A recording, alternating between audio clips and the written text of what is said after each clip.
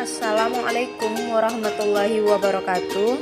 Saya Aulin Jannah Adijus dengan NIM 120802089 dari kelas 5D Agroteknologi Fakultas Pertanian dan Peternakan Universitas Islam Negeri Sultan Syarif Kasim Riau. Dosen pengampu Ibu Rosmaina SPMSI dan Ibu Nida Wafikah Nabila M. Solin SPMSI.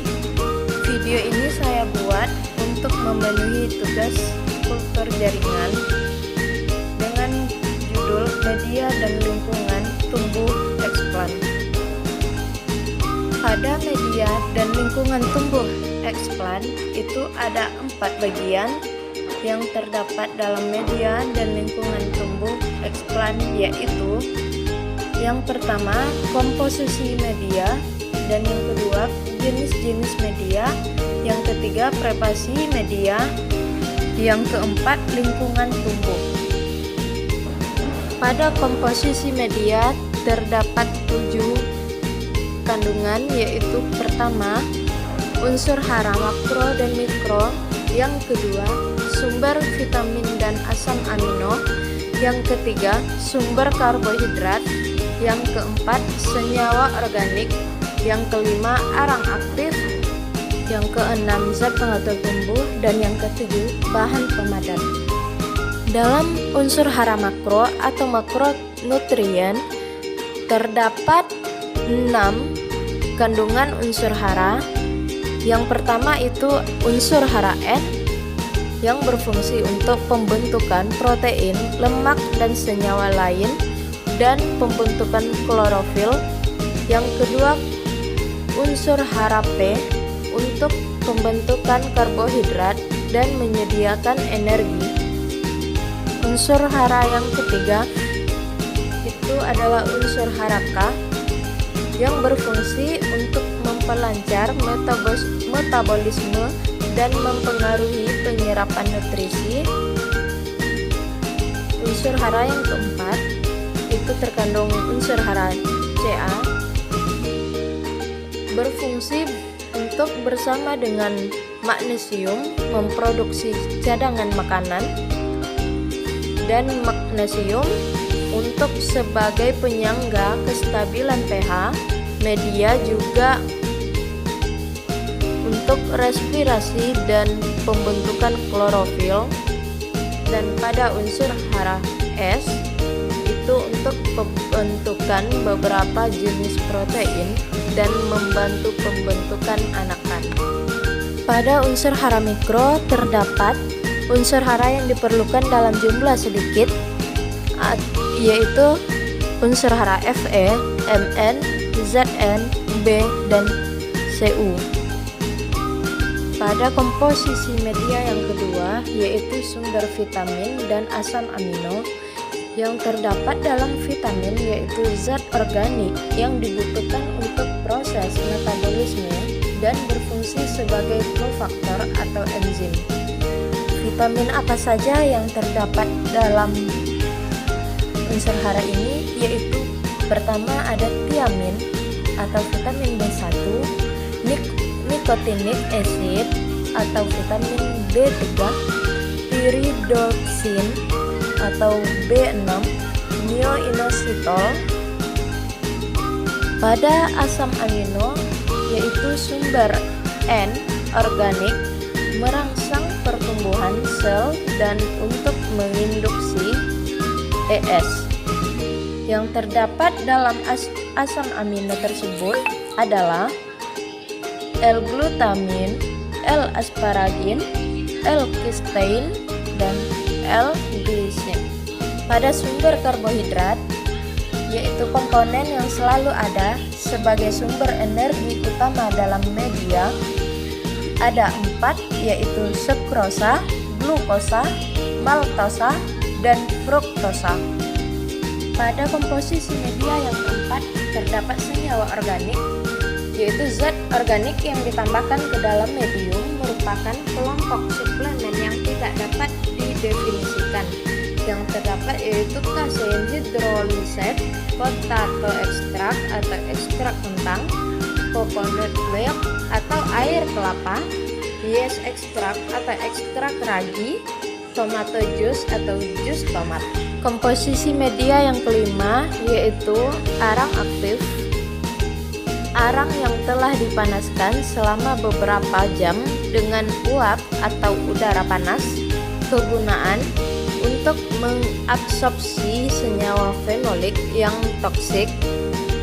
Yang kedua, merangsang pengakaran dengan berkurangnya cahaya. Pada komposisi media, bahan pemadat itu digunakan untuk membuat media menjadi padat atau semi padat bergantung pada yang pertama jenis agar, yang kedua agar-agar atau gel-red, yang ketiga pH media, yang keempat penambahan arang aktif.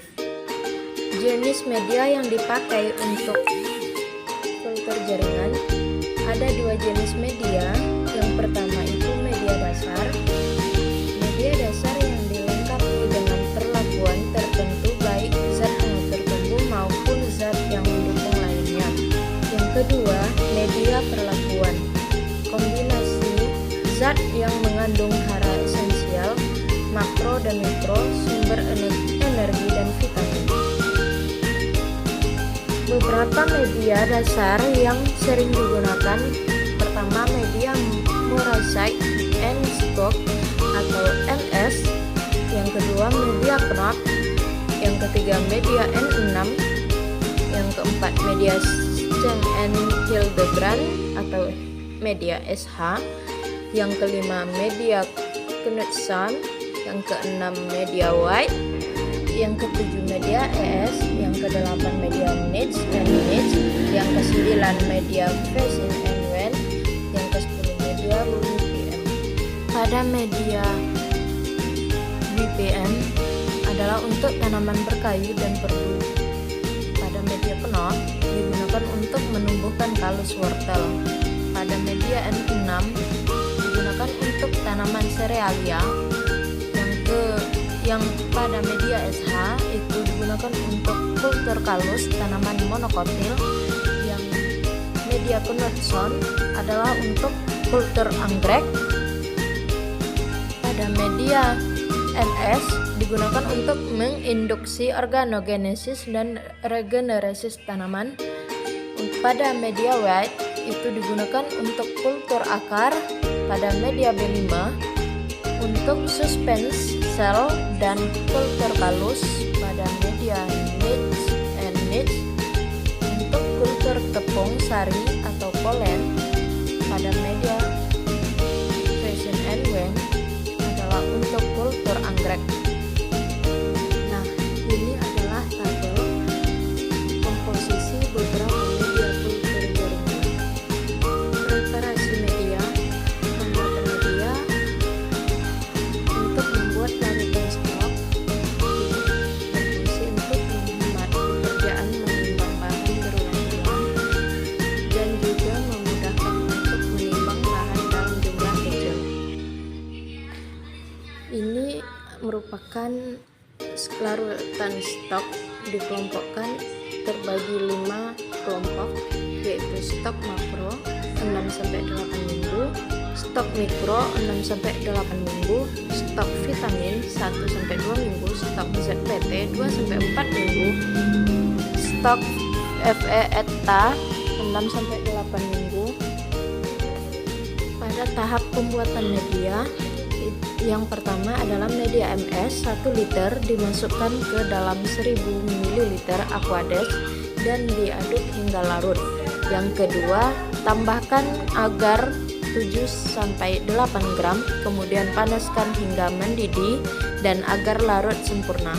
Yang ketiga, media dimasukkan ke dalam botol kultur sebanyak 15-20 ml per botol, lalu tutup dengan aluminium foil.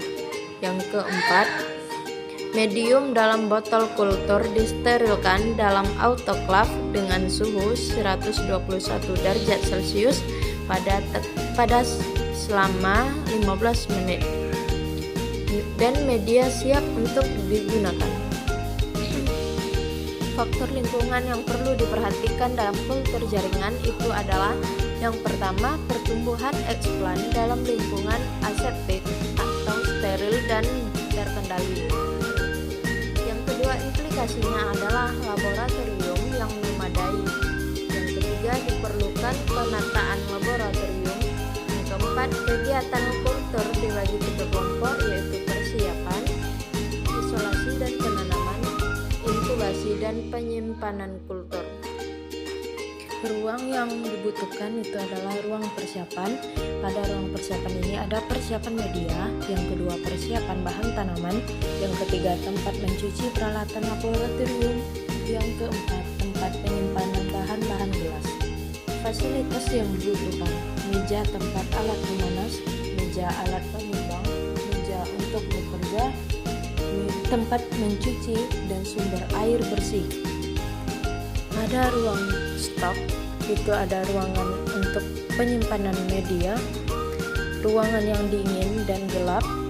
Kebersihan ruangan harus terjaga, dapat berhubungan langsung dengan ruangan persiapan dan transfer. Pada ruang transfer itu tempat pekerjaan aseptik, bebas debu, hewan kecil dan tersekat dari ruangan lain, mempunyai pintu penghubung dengan ruang stok dan ruang kultur. Pada ruang kultur itu kebersihan sangat harus dijaga, hindari terlalu banyak keluar masuknya orang. Botol kultur disusun pada rak-rak terbuka yang tersusun. Pengaturan cahaya dan suhu dapat dilakukan. Pada suhu yang harus kita jaga yaitu kisaran suhu 20-27 derajat Celcius, dan cahaya yang harus kita jaga intensitas cahaya yang dibutuhkan berkisar 1000-4000 lux. Bahkan kelembaban juga relatif ruang tumbuh kultur jaringan kurang lebih 70%, dan kelembaban di dalam botol kultur mendekati 90%. Pada ruang mikroskop itu untuk mengetahui reaksi, perkembangan, dan membedakan struktur tanaman dalam kegiatan-kegiatan penelitian kultur jaringan. Dalam ruangan ini diletakkan stereoskop, inverted mikroskop, mikroskop dengan mikromanipulator, peralatan yang diletakkan pada keadaan bebas dari getaran ruangan yang kering dan bersih.